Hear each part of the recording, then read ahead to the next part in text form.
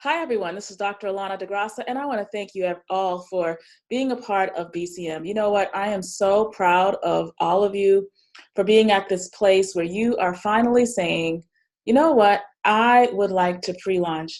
And guess what? Some of you are still in the very early stages of BCM. So maybe you're just at the My Why section, or maybe you're just at the SWOT analysis, looking at how to really measure how your audience will consume the information that you provide.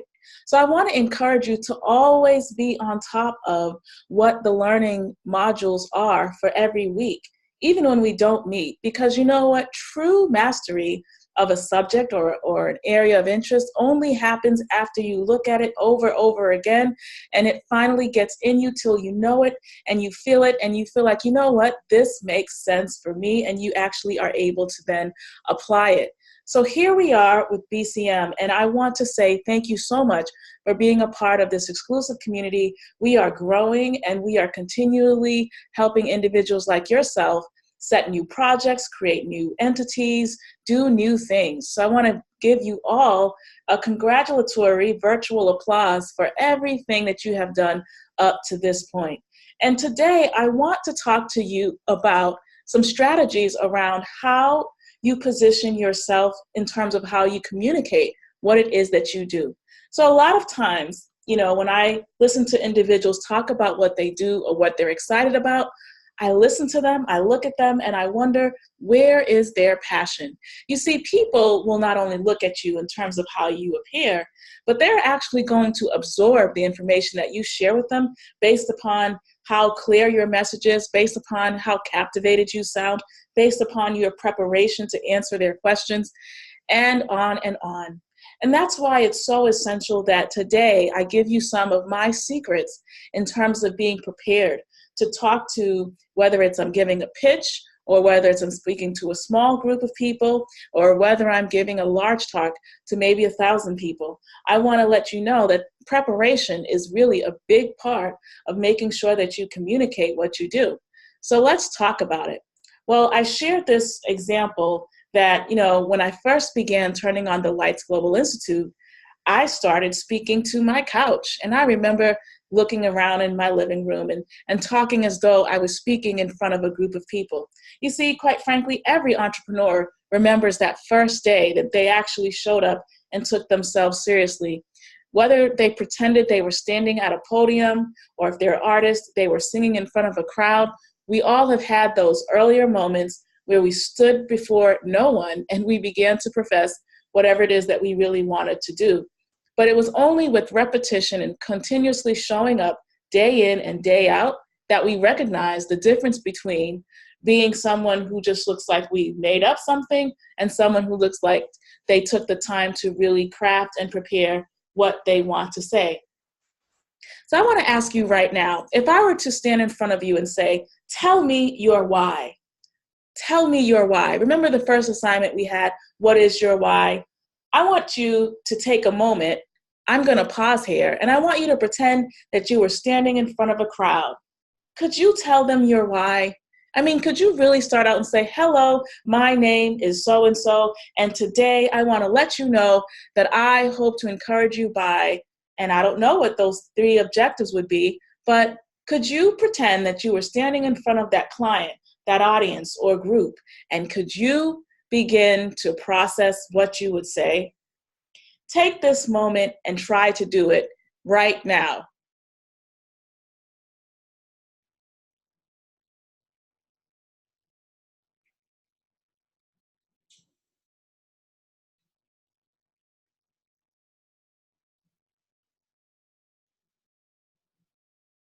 Okay, my assumption is that you paused this and you went to try to see how you appear in front of a mirror, hopefully, or in a private room or in your office.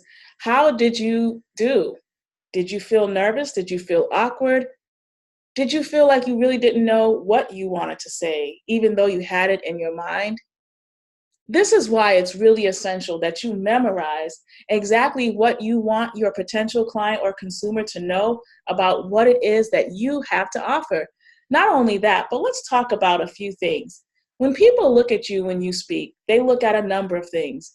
They look at your hand gestures, they look at your eyebrows, they look at your smile, they look at how you furrow your eyebrows, they look at how you pause between words, because when you are speaking to someone as though you're having a conversation versus speaking to them like you're a robot, they really are going to take time to really hear what you have to say.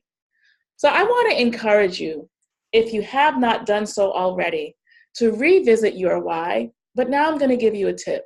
See, when speech writers put together a speech, they do something where they call it scoring a script. And what they do is they use up symbols and down symbols to signify when your voice should go up and when your voice should go down. For example, I could easily say, John brought me the paper today.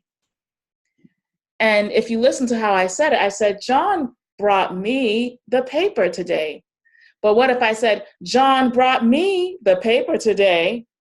It would completely give you a different meaning, and you would say, what did John bring? In the same way, when you're thinking about how people understand what you do, you want to really think about where your voice goes up and where your voice goes down, because interpretation is everything. You know, I also want to challenge you to really look at your years of experience in terms of all that you have done in every industry you've had.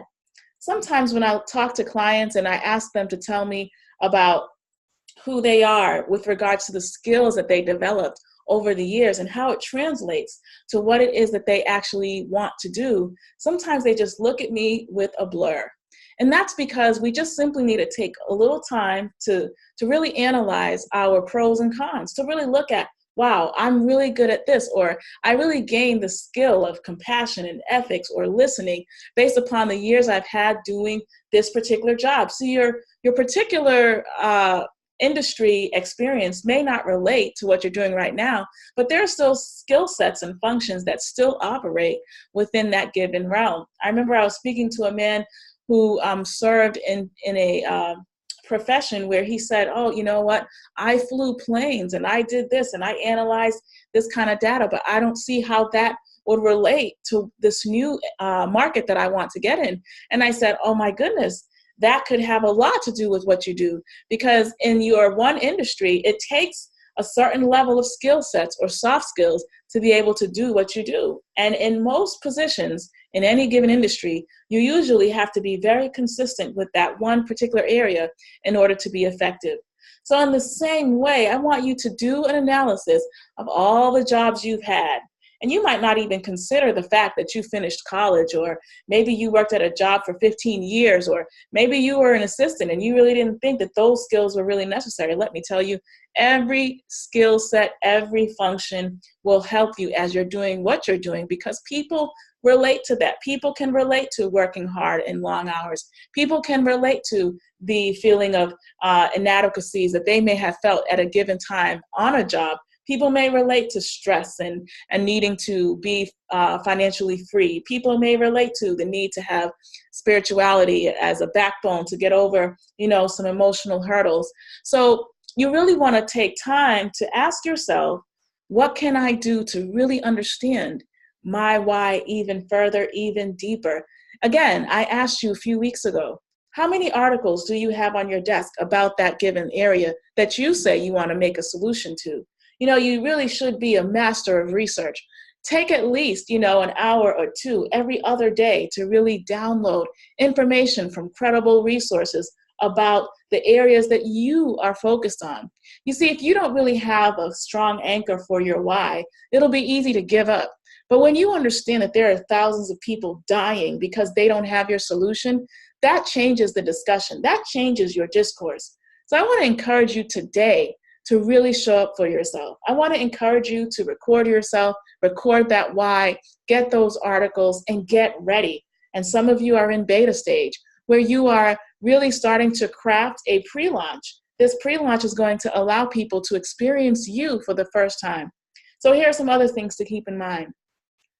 When you create a newsletter or a first opening informational piece around why people should galvanize around you, number one, You really want to make sure that your grammar and spelling at the base is clear of any error. I like to use Grammarly, and Grammarly is a free tool that you can use. And of course, you can upgrade it to work on syntax issues with your sentences, but you can use that. Number two, you can easily find an editor to edit your work and make sure that your materials look professional. And then lastly, when you take photos, you don't have to spend, a gazillion dollars to take some professional photos. You can simply have a family member use a nice camera or even your phone and stand either in nature or stand with a white solid wall behind you or a colored solid wall and make that your wonderful photo. A lot of times people will spend a gazillion dollars but not really have clarity around what they're doing. The reason why you want to make sure you position yourself correctly is because you're not just going to be showcasing who you are to people who know you. People who have no clue of who you are will be looking at your image or your photo, and the last thing you want them to understand or see about you is that coffee mug behind you with coffee on the counter and you standing in front of it taking a selfie. You want to show up professionally. So I want to encourage you to start thinking about that. Look at your beta material for your website, whether you're doing a blog or you're using WordPress, and just ask yourself the basics. How does my photo look? How's my first letter to orient people around who I am? How's that going? And do I know my why for sure? And once you have those three components in place, the last piece is making sure that you understand why someone should invest in you. And so that comes with your why. That comes with understanding that you're not selling, you're providing an opportunity for someone to really build or focus on an area that they've been struggling in with their lives for a while. When I decided to sign up with personal training, it wasn't because I felt like it. It was more like it was not optional.